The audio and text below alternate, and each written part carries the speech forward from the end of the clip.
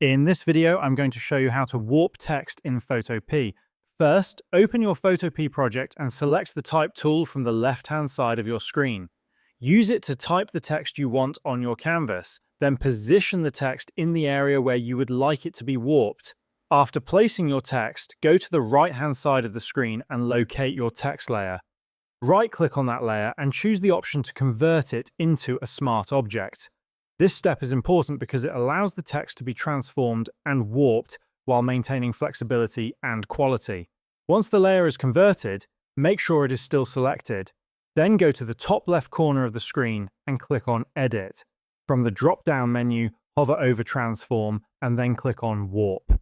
After selecting this option, a warp grid with control handles will appear over your text. You can now adjust the warp by clicking and dragging the control points and handles to bend and shape your text as needed.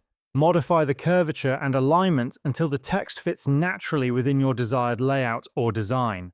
When you are happy with the result, click the tick icon at the upper right corner of the screen to apply the changes. Once applied, your text will be successfully warped according to your adjustments. And this is how you can warp text in Photopea.